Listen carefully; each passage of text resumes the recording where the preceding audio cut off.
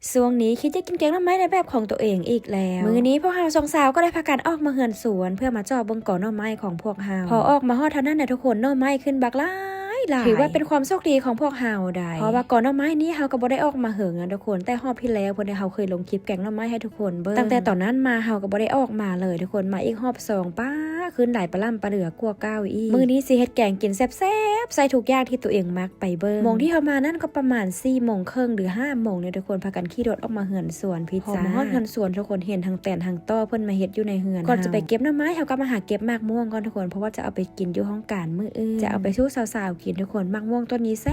บที่สุดเลยทุกคนบ่เคยเห็นอยู่ไสแล้วก็บ่มีไผคืออีกใดบ่ฮู้ว่ามะม่วงอีหยังทุกคนแต่รู้สึกว่ากินแล้วนั้นแบบว่ามันแซ่บแฮงนะจะบ่ส้มปานใดแล้วก็จะบ่หวานนะทุกคนเป็นแบบพอดีกินนะทุกคนแซ่บดีได้ต้นลกปลาล่ำปลาเหลือทุกคนต้นนี้นะปีใดก็มากหลายเอาแท้ว่าเป็นตาสะอ่อนค่ะมื้อนี้เฮาก็จะเอาไปจักประมาณ4หน่วยทุกคนเพราะว่าหน่วยใหญ่แฮงหลังจากเก็บมะม่วงมักมีแล้วเฮาก็ตามมาด้วยที่ก่อหน่อไม้จ้ามื้อนี้ก็มากับน้องสาวคุณคือเก้าทุกคนช่วงนี้ไปใส่มาใส่ก็จะไปนำพวกข่าวนี่ก็ไปได้ทุกสายนะทุกคนปิ่นผูปิ่นข่าวขึ้นต้นมงต้นไม้หาหน่อไม้นอตอกสายใดก็ได้เบิดจ้ามาฮอดสวนเท่านั้นทุกคนหน่อไม้นอแรกของเฮาป้าทุกคนพากันจื้นใส่เอาแท้เอาว่าพากันคูดเอาทุกคนป้าเดี๋ยวเราคิดว่ามันสิบ่ออกหลายป่านนี้เลยคิดว่าตัวแม่ตัวงัวจะมากินมืดแล้วหั่นนะมาฮอดมีรู้สึกว่าเซอร์ไพรส์แห้งอดีทุกคนมื้อนี้เฮาก็บ่ได้คิดว่ามีความคาดหวังอีหยังว่าจะได้หน่อไม้แล้วถ้าว่าบ่ได้ก็สิพากันไปซื้ออยู่ตลาดว่าซะแต่ว่าพอมาฮอดป้า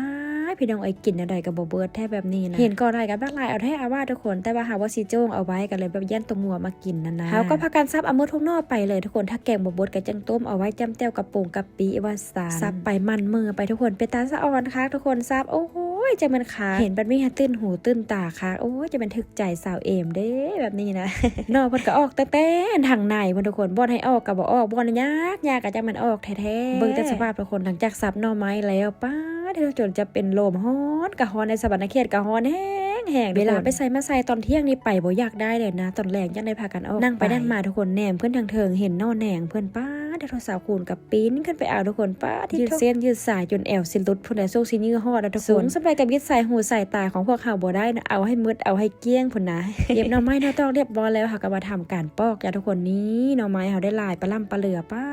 ที่ทุกกินอย่างไรให้มืดเนาะอันนี้จะเป็นหน่อไม้กิมสุ่มเนาะทุกคนเด้อค่ะปลูกไปประมาณเกือบเข้า2 ปีหรือ3 ปีบ่ชื่อคือวันนี้เขาก็จะได้มักม่วงแล้วกับหน่อไม้นอตอหลังจากไล่หน่อไม้เป็นที่เรียบร้อยแล้วค่ะก็มาหาเครื่องคิงแห่งหน้าเพิ่นได้ซึ่งตลาดที่เขาจะมานั้นก็จะเป็นตลาดสามัคคีทรายทุกคนเวลาเขามานี่ประมาณเกือบ6:30เกือบมาบ่ทันพ่อค้าแม่ค้าเพิ่นทุกคนรู้สึกว่าเพิ่นปิดไว้บ่หรือว่าเครื่องเพิ่นเบิดบ่นะทุกคนเพราะว่าตามปกติก็เฮาก็บ่เคยมาหมู่นี้จักเทื่อนั้นแต่ว่ารู้สึกว่าประมาณ6:30แล้วว่าพากันเมื่อเกือบพอจะกลับฮอดเฮือนเฮาเก็บผักมีซีซอแล้วเฮาก็มาเฮ็ดเจียวมักม่วงเอาไว้เพื่อไปกินกับสาวๆห้องการนี่ทุกคนจะเป็นเครื่องเคียงแห่งหน้าเฮาจะเป็นมักบวบมักเห็ดเผืองเห็ดพางกับว่ากันไปลูกห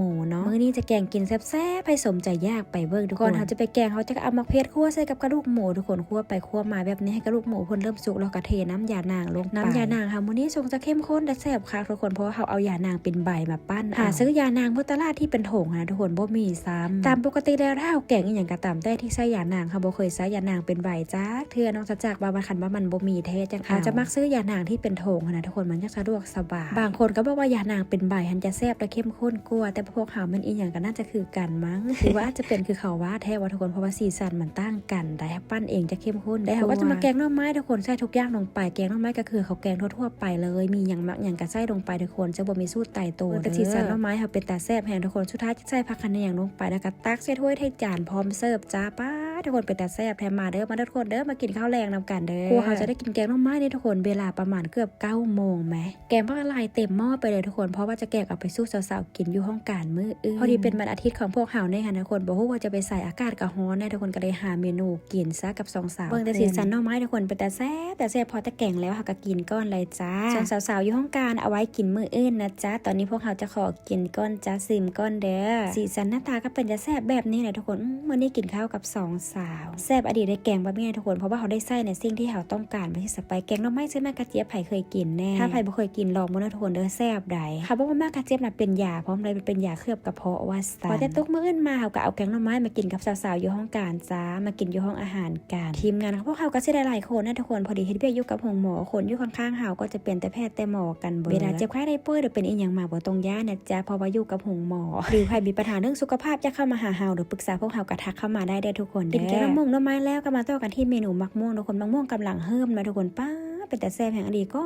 กรอบได้อยากให้ทุกคนได้ลองรสมะม่วงต้นนี้เลยทุกคนไปกินแล้วก็คือติดใจเลยกินแล้วก็คือบ่อยากหยุดทุนนะ